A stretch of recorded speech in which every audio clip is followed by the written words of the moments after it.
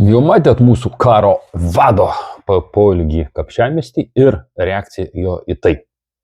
O dabar pažiūrėkit, duosiu jums pavyzdį, jeigu mūsų karo vado į Kapčiamiesčio įvykių susitikimą būtų tokia.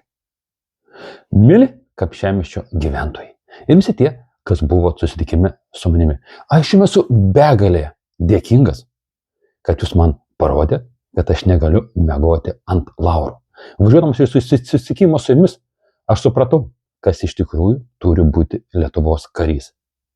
Tai turi būti žmogus, kuriam svarbiausias gyvenimo tikslas yra jo tėvynės saugumas. Jis nei nieką kitą neturi reaguoti. Jis tvirtas, aišku, žinantis savo tikslą ir einantis link savo tikslų. Ačiū, mėlyjeji gyventojai, kad jūs padėte man pamatyti mano silpnas vietas ir padėte man tobulėti. Tuo pačiu tobulėti mūsų kariuomeniai, tuo pačiu didėti Lietuvos saugumui. Aš grįždamas iš susitikimo automobilyje supratau, kiek dar daug visko reikia padaryti Lietuvos saugumui. Ir pirmoji atveju supratau, kad pagrindinis kareivio tikslas yra Lietuvos saugumas ir tą aš darysiu kariuomenė Lietuvos. Kad kiekvienas, pradedant nuo mano padėjėjo iki paprasto eilinio žinotų, kad jeigu tu karys, tu į nieką nekreipi dėmesį išskyrus į Lietuvos saugumą. Taip, mėlyje, aš jums esu labai dėkingas už tai, kad jūs davėt tokią, čia reikėtų pagalvoti, ekspromptu įrašinėjau pamoką, kuri tikrai padidins Lietuvos saugumą. Ir man pasakykite, kuris vadas karo jums labiau patiktų? Ar šitas, kur aš dabar sakiau, kuris maždaug panašiai, kad čia reikėtų paimti dirbtinį intelektą, reikėtų sudėlioti tikslinę auditoriją, sudėlioti kiekvieną frazę, po to padaryti, kad visi Kapčiamiesčio gyventojai tą video pamatytų. Ir kaip galvojat, kaip pasikeistų Kapčiamiesčio gyventojų nuomonė apie Lietuvos kariuomenės vadą ir apie Lietuvos kariuomenę.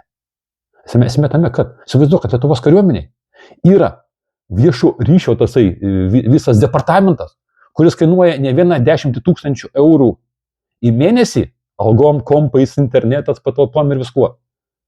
Ir jie nedaro savo darbo. Ir suprantant, dėl ko? Ten surinktos žuvytės. Kaip manai, komunikatos. Tos, kur kūrė, tipo, kreatoriai tokie visokie. Bet jie kūrė galų varmo pasaulio įvaizdį.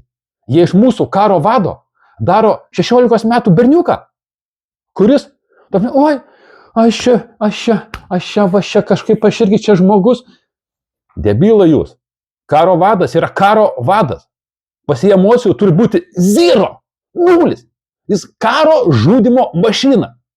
O tada netgi žuvytės nuo tokio video savaitę orgazme būtų. Jau nešnekant apie normalius žmonės mano kartos, kurie supranta, kad karo vadas tai viskas, šventa, nėra emocijų. Niekas jo negali išjudinti. Net priešas apsupęs bunkerį, jo emocijų negali jungti. Jis masto protų visą laiką. Nėra emocijų, 0. Atsirastų porą vištų, sakytų, ne, čia brutalumas dabar vyrai, ne, čia tas, nafik, pakodukuotų porą vištų ir pasibaigtų. O dabar ką mes turim? Kariuomenė berniukų, kurie net neperėjo tas obertatinis periodas, kurie netgi iš paauglių netapo suaugusiais. Tai jeigu toks karo vadas, tai kokia aplinka? Aplinka formuoja vadą, vadovą, direktorių.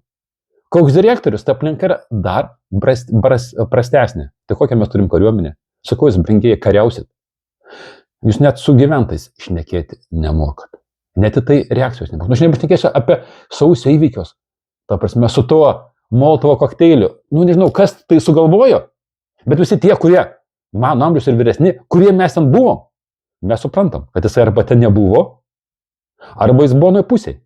Norėjo išprovokuoti daugiau kraujo. Bet jam ir ten nepavyko mesti Molotovo kokteilio ir kad jisai sprogtų. Jeigu jis taip pat sugalvojo, tai bet jeigu jis sugalvojo viešų ryšių specialistai, tai juos reikėtų atleisti. Jeigu jūs tikrai norit turėti Lietuvoje kariuomenę, kurie gerbė žmonės, kurie pasitikė žmonės. Žinau, koks dabar yra pasitikėjimo tasai koeficientas Lietuvos kariuomenė. Gal tarp žuvyčių tarpų gal didelis.